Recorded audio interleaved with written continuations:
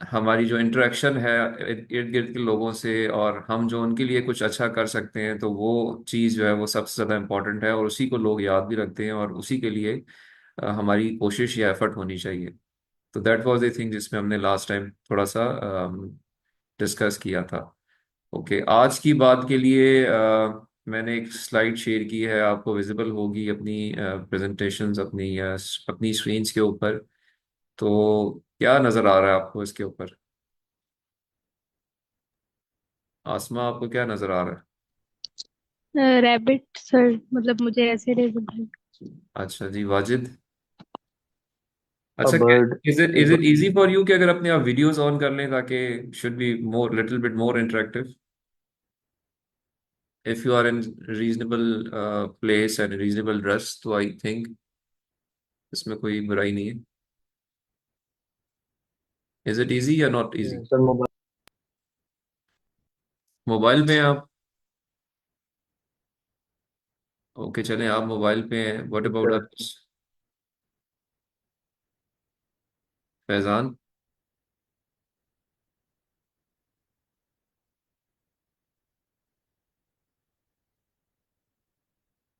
Ji, Luqman? Yes sir. No sir. Musharraf on board है? Yes sir. अच्छा जी, मुशर्रफ तो इजी नहीं है वीडियो ऑन करना? No sir. नो। अच्छा अच्छा, चलें, नो इश्यूज। अगर अगर इजी नहीं है, बट ये क्या है, आई बिलीव कि आप फिर जरा फोकस करके बात सुनते रहेंगे, ठीक है? Okay. Okay sir. Yes, sir. ठीक है, चलें। और अच्छा, चलें, मुझे बताइए कि क्या विजिबल है। आसमा कह रही है कि उसको तो एक खरगोश नजर आ रहा है। तो वाजिद, आपको क्या नजर आ रहा सर पहले तो मुझे बर्ड नजर आई थी जब मेरे पास फोन था, तो अब खरगोश का सुन के खरगोश है? ही बर्ड। नजर आ रहा है। ओके जी, आमना?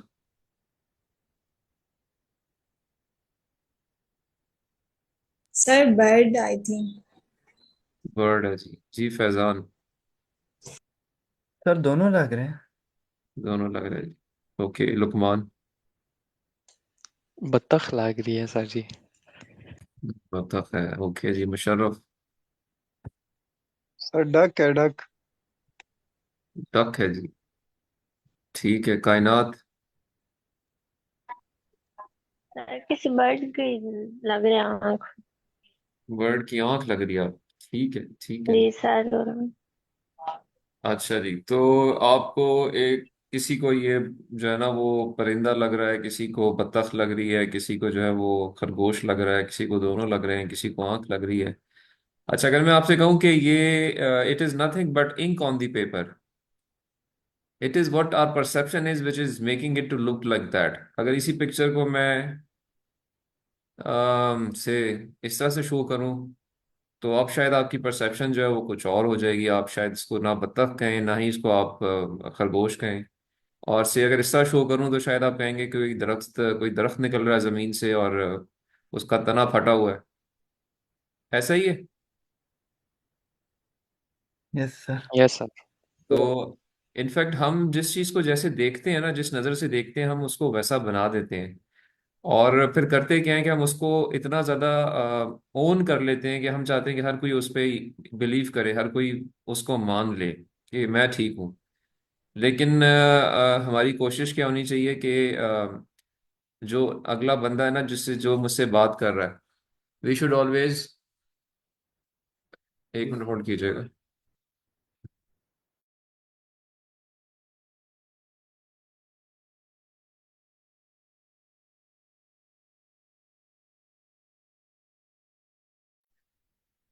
ओके, सो पॉइंट ये था कि जी, this is just ink on paper. अल्लाह ने ना हम सबको पैदा किया दो कानों के साथ और एक जुबान के साथ। ऐसा ही है Faizan?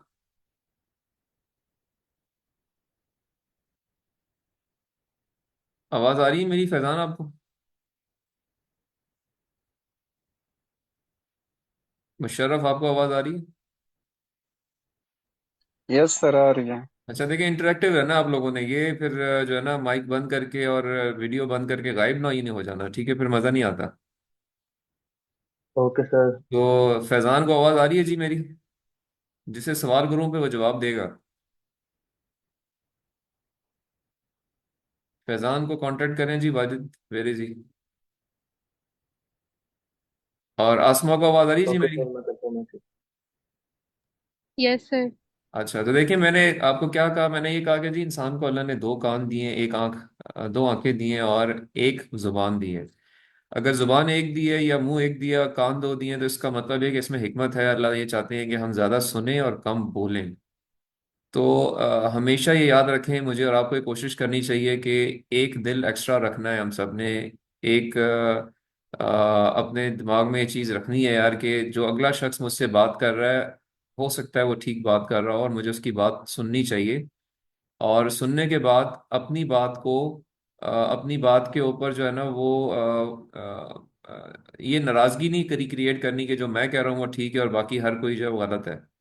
We should listen to everybody. We should be having this quality, this character trait के हम हर एक को सुने और अकॉर्डिंगली एक मुनासिब सी फिर उसके बाद कंक्लूजन ड्रॉ करें from whatever we discuss. But we should not discuss for the sake of agreeing to our own point of view. हर एक का पॉइंट ऑफ व्यू जो है वो मुनासिब हो सकता है और हमें उसको वैलिड उस आर्ग्यूमेंट को वैलिड इंपॉर्टेंस देने के बाद कुछ कंक्लूड करना चाहिए। ठीक है जी, तो this is what should have been. आज जो हमारे बात हमने शुरू करनी थी वो इस बात से शुरू करनी थी। आई होप मैंने जो बात कन्वे की है वो आपको समझ आई है क्या? Yes sir. लुकमान ऐसे ही। Yes sir. ओके, तो आइंदा के लिए जब किसी से जी बहस सर, ऐसे करें, ही है। जब भी किसी से बहस करें तो बहस जीतने के लिए ना करें। बहस को अकल की बात पे कंक्लूड करने के लिए हिकमत के साथ कंक्लूड करें। और लड़ाई झगड़े की जरूरत नहीं है कि कोई आपकी बात को राजी नहीं हो रहा, क्योंकि हर एक की बात में कोई ना कोई वजन होता है और उसको हमें वैलिड इंपॉर्टेंस जो है वो देनी चाहिए। गिव मी अ मिनट जी, एक मिनट, एक कॉल आ रही है। Okay sir.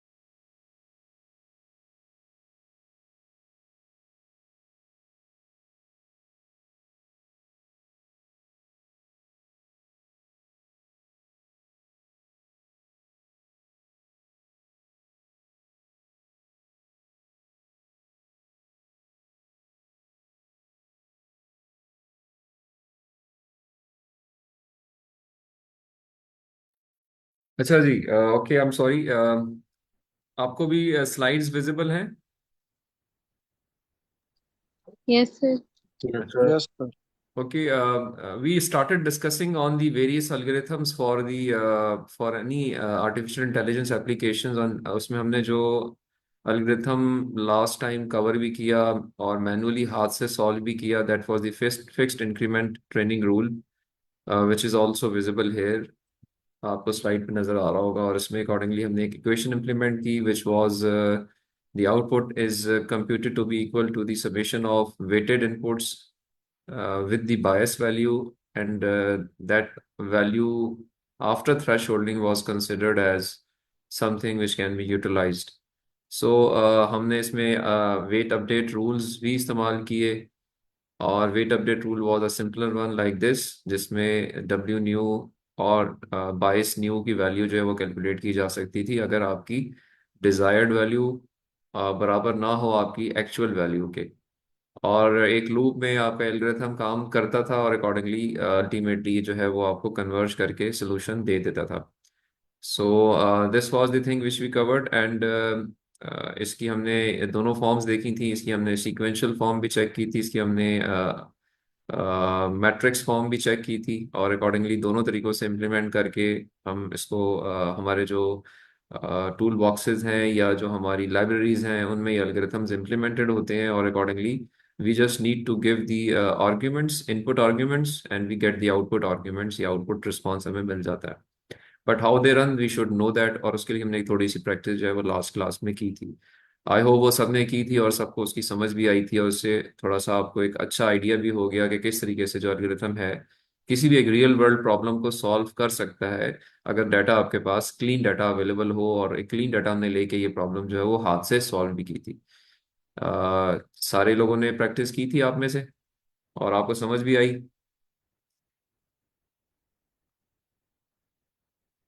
जी मैं आप सबसे पूछ रहा हूँ, Kainat, Wajid, yes Shahzad, sir. Yes sir. आप सब लोगों यस ने सर। और प्रॉब्लम नैन जी एंड प्रॉब्लम जो है और नैन प्रॉब्लम जो है वो सॉल्व भी किया है। जी सर, मैंने और एंड और लैंड किया था, ये तीन नैन किए किया थे। था, और आप सब ने देखा कि आफ्टर सम एपॉक्स हर प्रॉब्लम जो है वो कन्वर्ज कर जाता है। ये एक्सपीरियंस सबने किया। Yes sir. Yes sir. Yes yes sir. Sir. एक दूसरे का कोई छापा तो नहीं लगाया ना, लोगों ने अपना अपना किया। जी सर। यस अगर सर। आपने अपने हाथ से किया तो आपको ये अंदाजा हुआ होगा कि आप अगर गलत भी हो जाएं तो एल्गोरिथम आपको कुछ कुछ एपॉक्स के बाद, कुछ इटरेशंस के बाद ठीक रास्ते पे ले जाता है। ये ऑब्जर्वेशन भी थी आप जी लोगों सर। की। Yes sir. अच्छा, अगर किसी का कोई क्वेश्चन कहीं पे हो तो वो आप मुझसे पूछा करेंगे, कोई चीज समझ ना आए, ठीक है, उसमें शर्माने की जरूरत नहीं है, ठीक है Musharraf. Yes sir. Okay sir. अच्छा तो ओके, हमने ये चीज इसी मकसद से की थी कि हमें क्लैरिटी आ जाए। ओके, अब in fact there are some other rules as well जिसपे हम थोड़ी सी नजर डालते हैं। इसमें सबसे फेमस या इंपॉर्टेंट रूल जो है वो ग्रेडियंट डिसेंट लर्निंग रूल है, जो कि बैक प्रोपेगेशन न्यूरल नेटवर्क्स के अंदर इस्तेमाल होता है, और वेरी पॉपुलर। इसके मुख्तलिफ वेरिएंट्स जो हैं वो बहुत पॉपुलर हैं और अभी तक बड़े इफेक्टिवली यूज हो रहे हैं। And generally it is claimed कि अब तक इससे अच्छा एल्गोरिथम जो है वो एज सच डेवलप नहीं हो पाया है। और उसको हम थोड़ा सा देख लेते हैं कि उसकी मैथमेटिक्स क्या है और क्या कितना करीब है वो बाकी रूल्स के। तो प्राइमरली जो ग्रेडियंट डिसेंट रूल काम करता है, it works on the principle of delta rule. और अगर इसको आप देखेंगे तो आपको नजर आएगा कि it would be quite closer to what we have been covering earlier. Fixed increment से मिलता जुलता ही है। इट इज इनफैक्ट जिस तरह डेल्टा का मतलब होता है कि आपने कोई डिफरेंस निकालने हैं, तो here we go and find out the change in weight, which is something like we go and check the current value of input. This is what we defining the delta term, right? So new weight would be equals to the old weight plus delta, and delta in fact is defined as the current value of input multiplied by the difference between the desired output and current output, which in fact is nothing but the error itself. So इसको हम इस तरह से represent कर सकते हैं। Yes sir. This delta term, this mathematical symbol is used for the difference between the two values. X is the input, so this is the change in weight.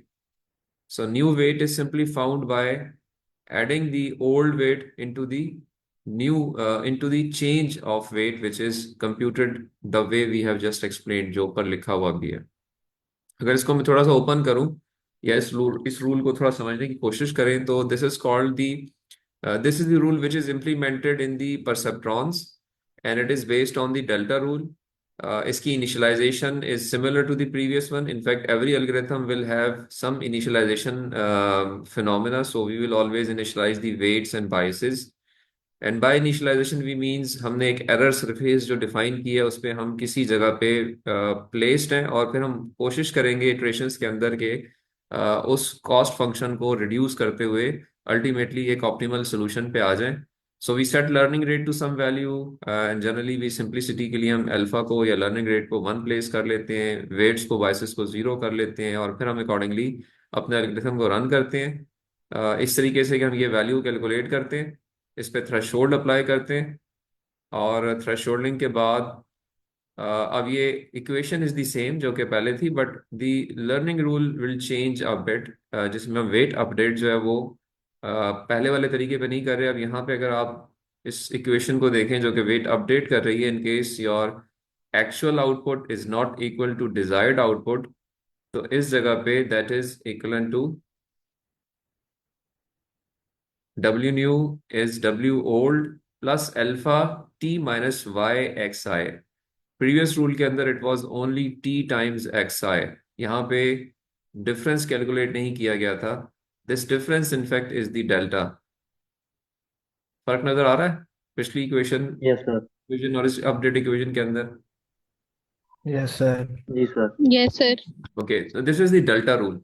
Again ये भी आपके डाटा को converge कराएगा, और ultimately अगर आप compare करें may be by hand करने करके या बाय सम ऑटोमेटिक मींस, तो आपको ये पता चलेगा कि जो और प्रॉब्लम या एंड प्रॉब्लम हमने पहले से 10 या 12 एपॉक्स में किया था, अगर हम इस रूल को फॉलो करें तो वो कम एपॉक्स में कन्वर्ज करेगा बनस्पत पिछले रूल के।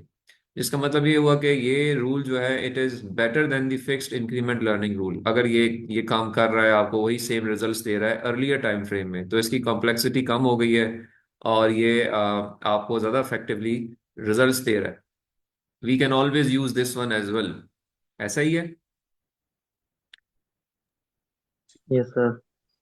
तो एक ट्राई अगर आप थोड़ा टाइम निकाल सकें तो आई वुड रिक्वेस्ट कि आपने इस रूल के साथ भी अपने किसी एक प्रॉब्लम को कोशिश करनी है सॉल्व करने के लिए। It's not an assignment, just a practice और just something to figure out कि क्या इससे कोई फर्क पड़ा हमें बनस्पत पिछले रूल के।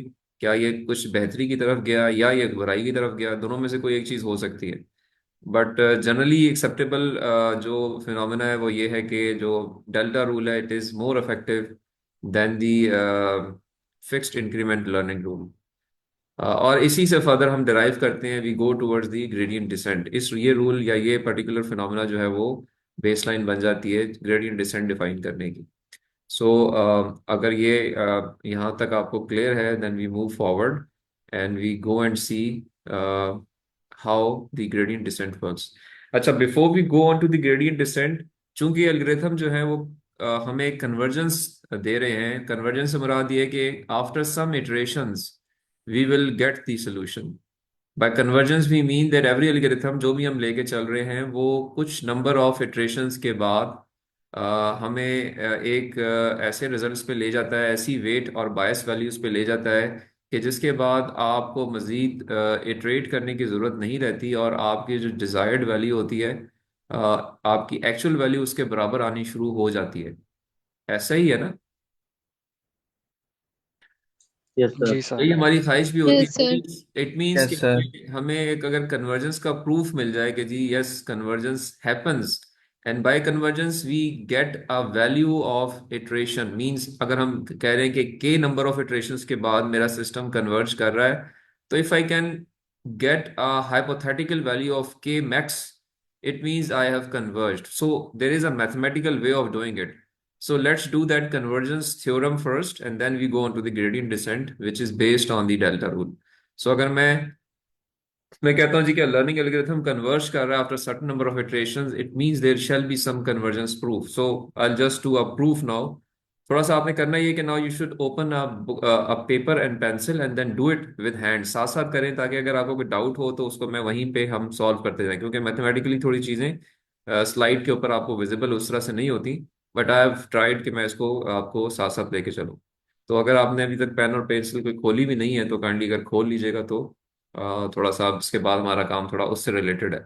मैं आपको डायरेक्ट कन्वर्जेंस प्रूफ पे ले जाता हूँ। I have also written with my hands, so I would request you also to note it down step by step and then I can explain it कि ये क्या यहाँ पे हम इसको कैसे प्रूव कर रहे हैं।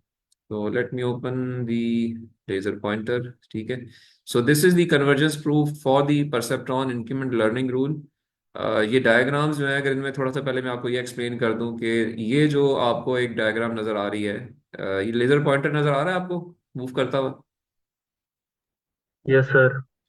Okay, yes yes sir. Sir. Diagram है जिसपे लेजर पॉइंटर मूव कर रहा है, this is the cost function. ये वो एरर है जिसको आप रिड्यूस करते हैं, और इनिशियल स्टार्ट के ऊपर आप इस एरर सरफेस में कहीं पे भी हो सकते हैं once you initialize your weights and biases. और आई अज्यूम के इस जगह पे आपने स्टार्ट किया है और अल्टीमेटली इटरेशंस आपने करनी शुरू की, एक दो तीन, और इटरेशंस का ताल्लुक एपॉक्स से है, वो मैं आपको एक्सप्लेन कर चुका हूँ कि बैच साइज पे डिपेंड करती है आपकी इटरेशन। एपॉक्स जब पूरा कंप्लीट पॉपुलेशन प्रेजेंट हो जाए तो उसको हम एक एपॉक कहते हैं, बट बैच साइज छोटा बड़ा हो सकता है, जिसके बाद अपने वेट्स को अपडेट कर रहे होते हैं। तो iterations can be larger than epochs, iterations can be equal to epochs based on what batch size you have decided to update your weights. But ultimately, every iteration brings you closer to your desired weights, which are going to give you, ये वो point है, अगर ये एक simple सी error surface है तो this is that local minima जिसके ऊपर आपको रुक जाना चाहिए, कन्वर्ज कर जाना चाहिए, और इधर तक पहुंचने के लिए एक नंबर ऑफ इटरेशंस चाहिए। अगर वो इटरेशंस आप कर पा रहे हैं तो आप कन्वर्ज कर रहे हैं, अगर वो के नहीं निकल रहा तो इट मीन्स आप फिर जो है वो कन्वर्ज नहीं कर पा रहे। जैसा हमने एक प्रॉब्लम या एक ग्राफिकल रिप्रेजेंटेशन देखी थी एक्सक्लूसिव और प्रॉब्लम की, एक्सक्लूसिव और प्रॉब्लम जो है वो परसेप्ट्रॉन लर्निंग रूल से कन्वर्ज नहीं करता, चाहे आप जितनी भी इटरेशंस करा ले उसको। So this diagram is representing that, ये मैं काफी दफा पहले भी दिखा चुका हूँ, तो जस्ट फॉर दी रेपिटेशन सेक या just for the polishing of your knowledge कि एरर सरफेस पे हमने मूव करना है।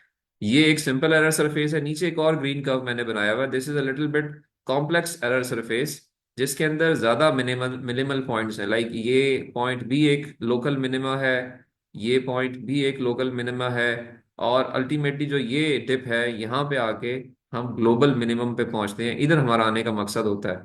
तो एल्गोरिथम्स जो होते हैं वो कोशिश ये करते हैं, अब एल्गोरिथम्स तो बहुत सारे बन बन चुके हैं, बनते रहते हैं।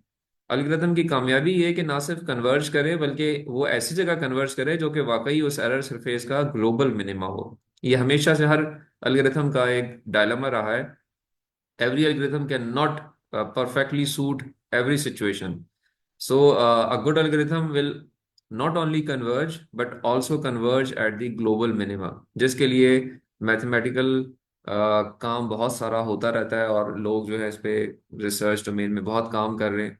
और ultimately there are various algorithms which are good in some aspects and some are not good in some aspects. However, अगर ये एरर सरफेस हो तो इस एरर सरफेस के लिए एल्गोरिथम को काफ़ी जो है वो रॉबस्ट बनाना पड़ेगा, तब वो इस एरर सरफेस को सॉल्व कर पाएगा।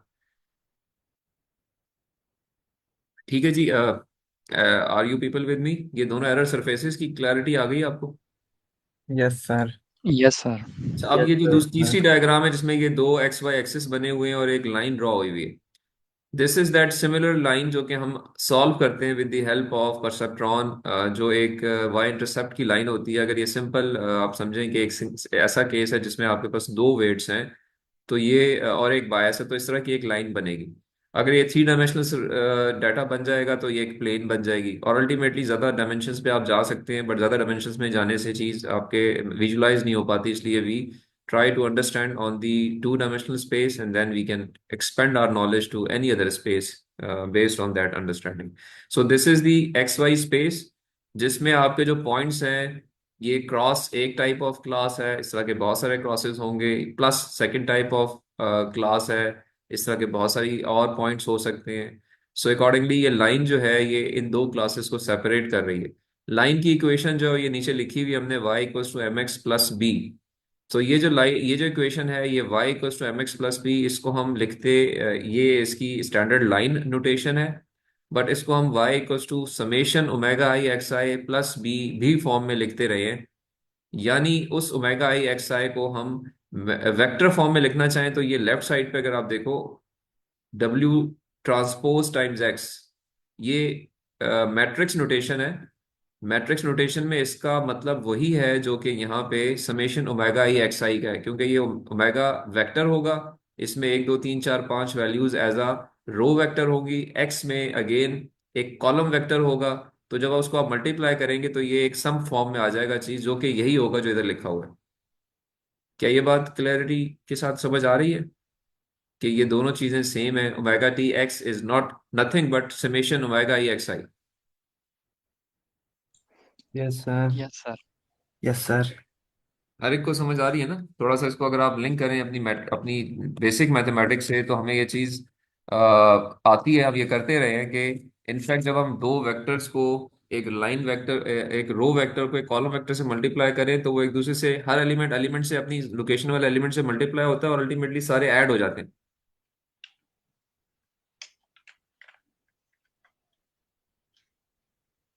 जी सर। ऐसा है कि नहीं है? से ये आपके पास x1 यस सर। x2 है, और से इस जगह पे आपके पास ओमेगा 1 ओमेगा 2 है। तो जब इनको आप मल्टीप्लाई करेंगे तो क्या बनेगा? It would B x1 omega 1 plus x2 omega 2। ऐसे ही होगा। Yes sir.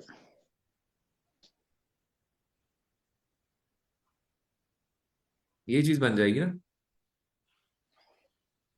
सो इसका मतलब क्या हुआ कि दोनों चीजें इक्वल है। मैथमेटिक या अलगोरिथम डेफिनेशन में हम चीजों को सिंपलीफाई रखते हैं, इसलिए थोड़ी मैट्रिक्स नोटेशन में मेंशन करना आसान होता है, इसलिए इस तरह से लिखा हुआ है। हाउएवर, आई गो बैक। सो ये जो इक्वेशन है, ये जो लाइन है, इनफैक्ट ये लाइन क्या है? ये लाइन जो है वो y equals to mx plus b की लाइन है। यानी ये लाइन पे जब हम क्लासिफाई करते हैं तो थ्रेशोल्ड चेक करते हैं, y को थ्रेशोल्डिंग में डाल देते हैं, तो अल्टीमेटली जो वैल्यू जिसको हम देख रहे होते हैं वो ये राइट साइड की वैल्यू है, जो कि nothing but this omega t x होती है। जब ओमेगा टी एक्स से थ्रेशोल्डिंग में वैल्यू जीरो से बड़ी हो तो आप कहते हैं क्लास C1 है, यानी जीरो। ये जब इस पॉइंट पे आप लाई कर रहे हैं से, अब ये इसके अंदर बी भी शामिल है, तो आपसे अगर एक एक आपके पास पॉजिटिव वाई इंटरसेप्ट भी है तो सारी वैल्यूज यहाँ शामिल हैं। तो लाइन से अगर आप उससे प्लस हैं तो आप एक क्लास में हैं, और जब उससे लेस देन इक्वल हैं तो आप दूसरी साइड पे हैं। This is how we solve our problem. So class C1, x belongs to class C1 if are this value